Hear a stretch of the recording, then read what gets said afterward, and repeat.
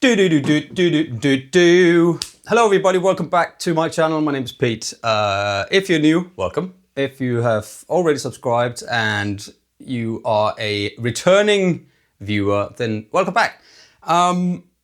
So yeah, I think, hear me out.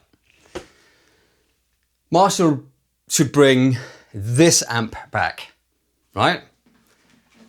Check this out. So this is the Marshall Valvestate, right? This is the Valvestate 80. And a little while back, we did a video on Andertons where we compared this to the PV Bandit and to some of the newer stuff that's out there. Kevin from Marshall, actually, it was funny, we were all on Facebook trying to find one and we found the same one. He was just a little bit ahead of me. But anyway, so he's left it with me, and I thought this has been my thought for so long. Marshall has not really been strong. This is my opinion. Okay, I don't think Marshall has been very strong in the game of sort of transistor non-valve amplifiers recently. They did the code. And in my opinion, the code was not great. You know, it was okay, it was fine, but when people start putting USB plugs and apps for a phone and all that different stuff, you kind of lose that sense of just the easiness, what the Katana gives you.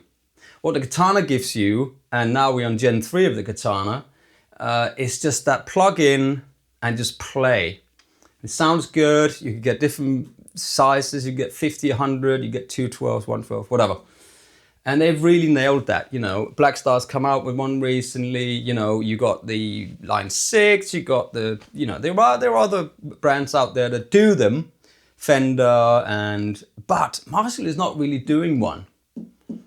And this, so my first amp wasn't one of these. My first amp was an Ampeg, I think it's an SV22, or it was a 2x12 combo. It was heavy, it was loud, and I played it for a little bit, and then the speakers went, and then I just changed it, and I then went to one of these. I didn't have it for very long, that Ampeg, but I'm still trying to find one,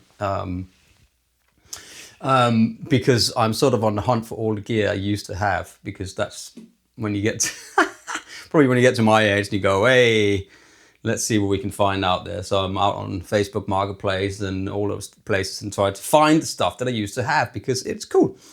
And this was the second amp that I then got, and I used with my ME5. If you watch the ME5 video, I'm not going to use the ME5 today. I'm just going to try to take you through this amp and give you a reason why I think that Marshall should absolutely bring this amp back.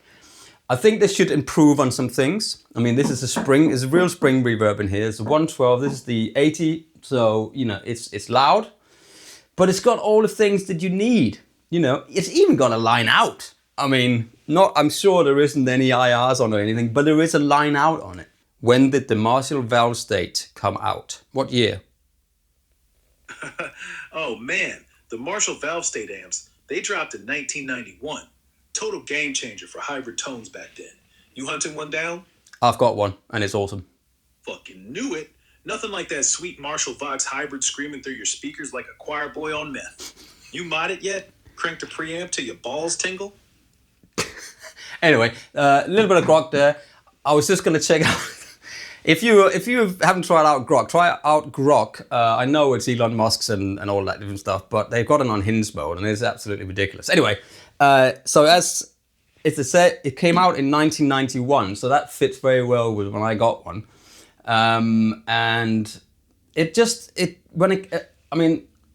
it came out, it was almost like the DSL 40 that we used to use when we did Sound Like. It was the same amp we used all the time. It was just such an amazing amp that just sounded great, and they just nailed it. And the same with this.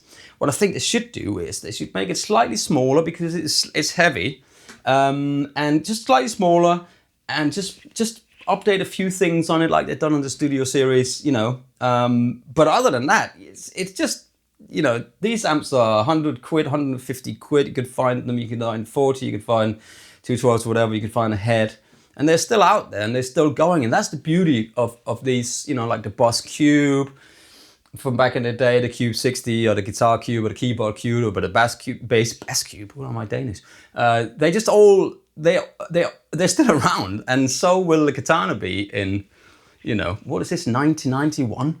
Jeez, that's so long ago. What is that? I don't even want to go there because it just makes me feel like really old. I think I probably got mine early 90s at some point. I remember I had my bike. I didn't drive at the time, and I had an old trailer. If you've heard this story before, I apologize, but if not, I found an old bike trailer in a skip somewhere. I pulled it out, I fixed it up, and then I could fit my Valvestate in and my guitar sticking up, and then my pedals on my pedal board, and I could cycle to do gigs at local pubs and stuff at the age of like 13, 14, 15. And I had this amp, and and then this came up, and this amp is in so good condition. You saw it had the cover still. It still comes with the original 2-switch Marshall pedal in the box, and I just think Marshall need to bring it back. I think they could do really, really well, because the reason why the Katana, in my opinion, is such a popular and great amp is because the simplicity of it. Because you don't need to necessarily dive into menus, you don't need an app, you don't need to hook it up to your USB-C and your computer, whatever. You don't need all that stuff. You can plug it in and you can dial it up, and you got some different tones. But I think this is even simpler yet, because it's got 2 channel, normal channel and a boost channel. You got clean crunch, you can select the channel here, and you got effects loop with a 20 dB boost on it. You got reverb, in this case it's a spring reverb, which I think they could just take out and then put like in some chip and then make sure that that's nice, And then there's an overall master volume. There's gain and volume for this. There's a gain for the clean channel. It's got everything that you need in an amp now. The problem is it's quite heavy. It's quite bulky. You can see the 112 is here. So maybe it's not, but it's still voluptuous, if you say that. But it's still cool. Anyway, let me plug it in and just see the kind of sounds we can get out of it. So bear with. All right then, so here we are. I've now plugged it in and I have mic'd it up and it's on. As you can hear, that's one of the things, of course, that needs to be addressed. It's got a little bit of a hum in it. This amp is old. I'm not quite sure how old it is, but and I don't seem to remember that. But then again, when you play, you don't really hear it anyway. But of course, there is always things that could be addressed with these kind of, when you update something and you do a new version of it, like that's why a new Mercedes comes out every year, a new iPhone comes out every year, even if it's little things, it's enough to go, oh, this is really cool. But they actually, they would, I really think they would do well. Anyway, I stopped talking now. Right, so let's see what it sounds like. There's the little switch here. Out is clean, in is crunch. Let's try clean first.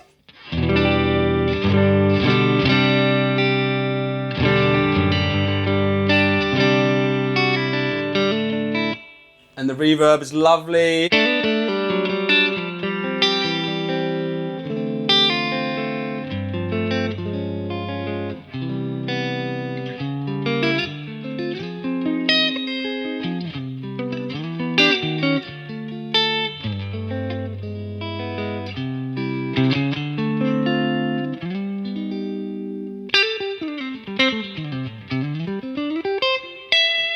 And I'm playing a Chapman DPT. This is the UK built prototype.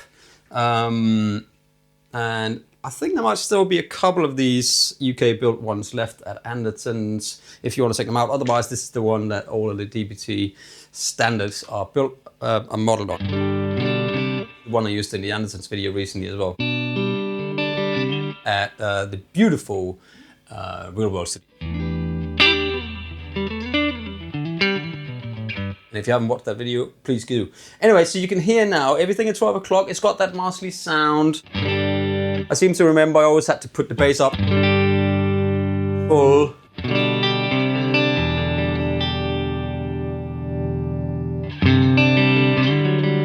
And I'm not pressing it because I am at home now, so I'm not pushing it loud.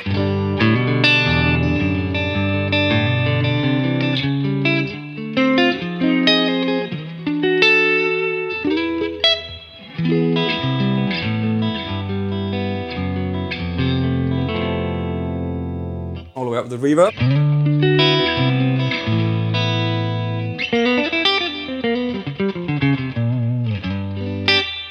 Absolutely nothing wrong with that, but I do seem to remember that I would have bass all the way up, and that would be like a thing that they could improve on, you know.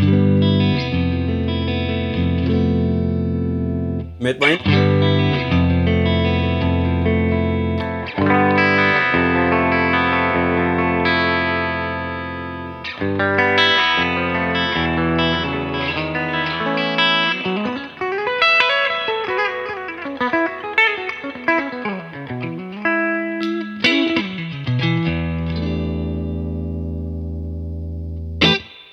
I tell you what, I really believe, truly believe that if Marshall brings this back in an updated version, you know, get rid of some of the hum. The hum might be, I've got lights in here, you know, I've got lots of amps and they're plugged in and whatever. So it might be something to do with that.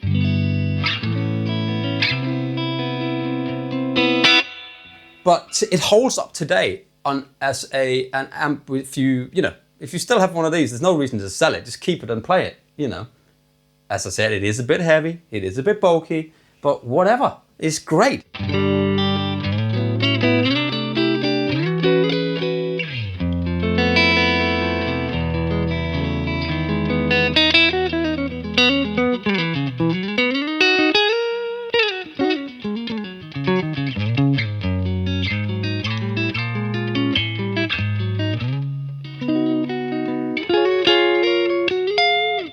It's nice, it's responsive, there's no lag or anything like that, and that sound here, it's just lovely. Let me just put a compressor on. I've got a Fat General from Thorpe. So off, on. It's just to add a little bit of flavor on it. Don't really need it. Let's turn it up a little bit, volume down a little bit.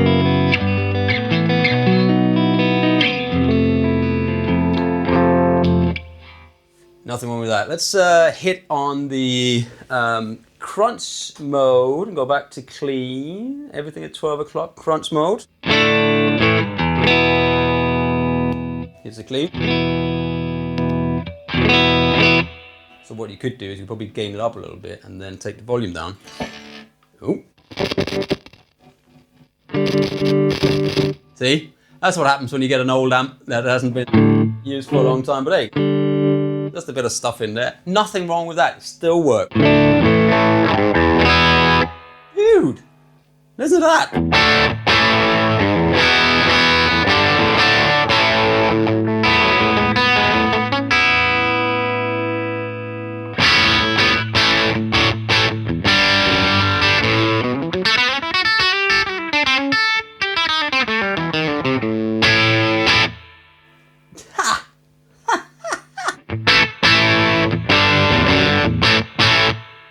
All the way up. Does have a bit of dust in the pots, doesn't it?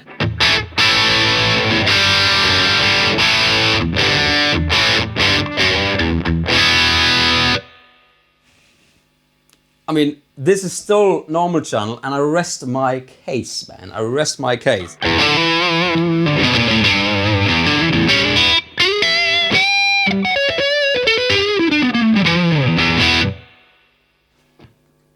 Right, back to the clean.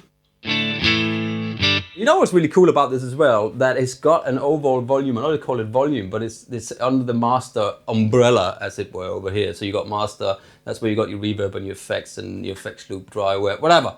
But so you can actually use it at home because you can play at low volumes.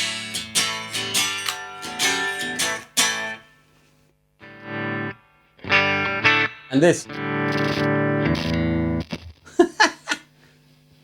So this is reality. I'm not gonna cut this out because I want you to see that that's the reality of what happens when you buy old gear and you get it from Facebook and some, you know, it's been sitting in a shed or a garage or an attic or whatever. If you push the volume a little bit, listen to that low end pop in as well.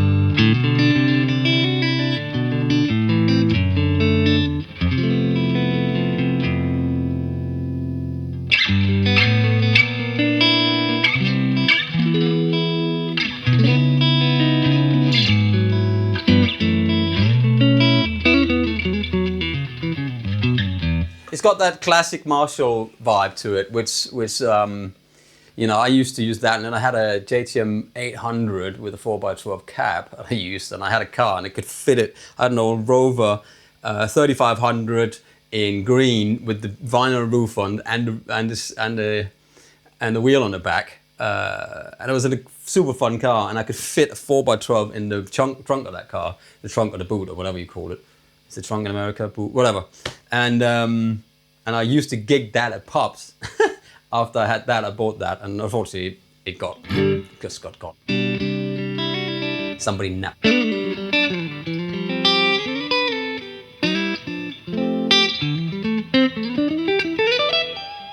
I mean, apart from the noise, there's a little bit like that, but it could be a transformer or whatever, because I don't seem to remember it was like that. That little, you know, it could be a thing, and it could be an easy fix. Anyway, I'm impressed just with the normal channel as far as that goes. I think people would be, you know, if they made it sound a little bit fuller, a little bit sort of warmer at 12 o'clock, like they have done with the JTM Studio, which is an amazing amp. I use everything at 12 o'clock on that amp, and they put a Celestion speaker with it, you know, a creamback, which works really well, and I bet that this will really bring the sounds out in this.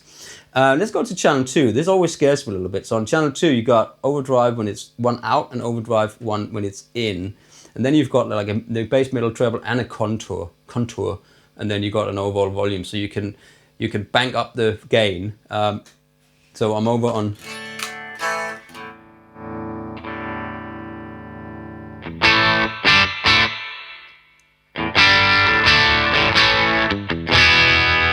Dude. I have to be careful, don't play too loud.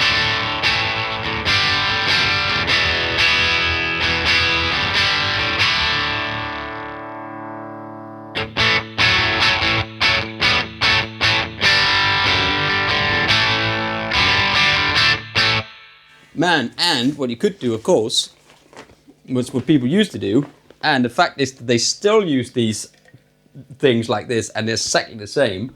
You can put that in the front there, and then switch channels, and the reverb on and off. So you could go from, say, clean to your. Get the reverb as well. And there's the contour. For your chuggy people.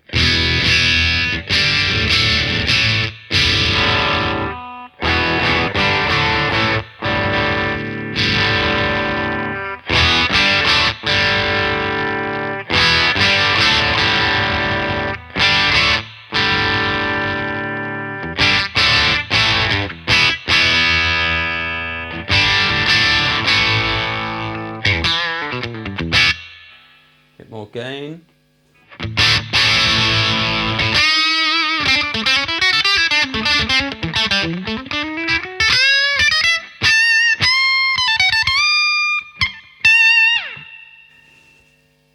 Already there, we're like, that's great. Let's see overdrive 2. Oh, holy horses.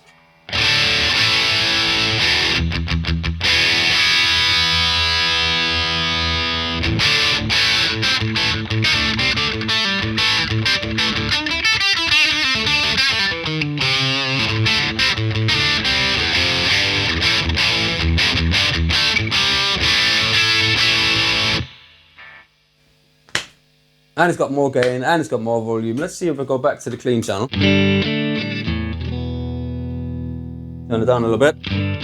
Add a Dane on top. Nothing wrong with that. Flint extra reverb.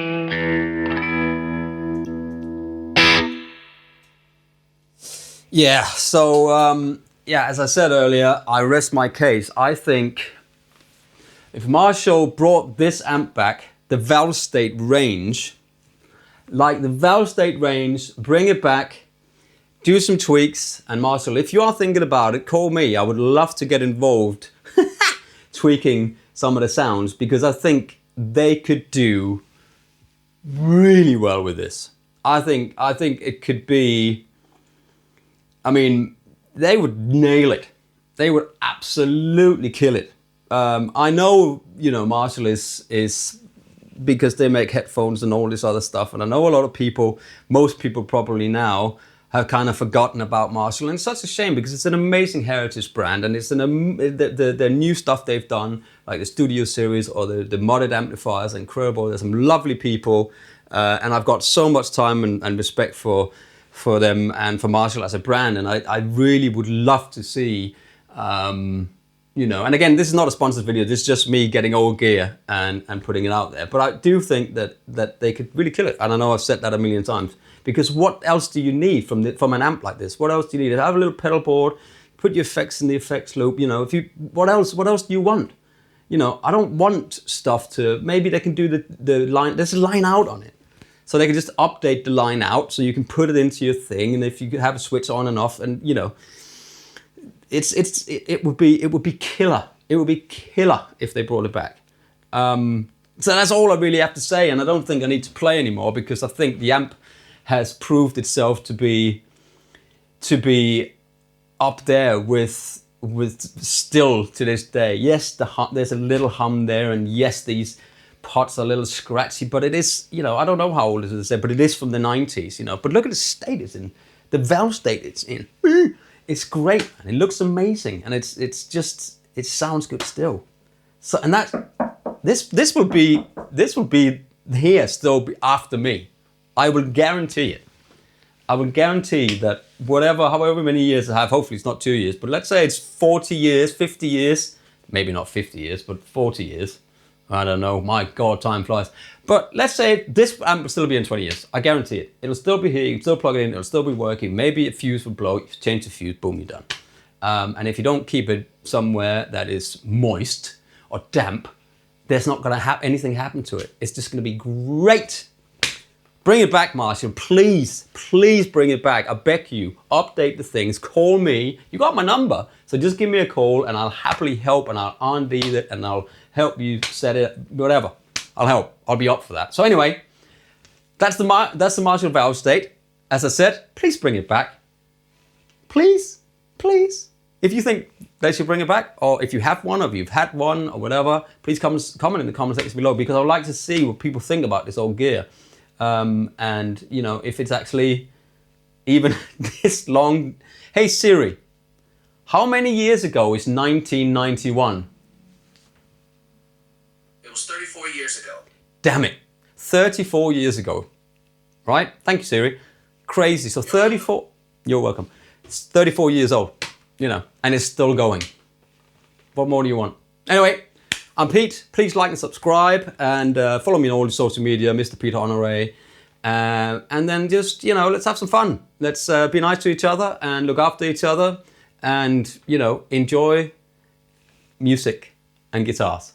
I'll see you soon. Take care. Bye-bye.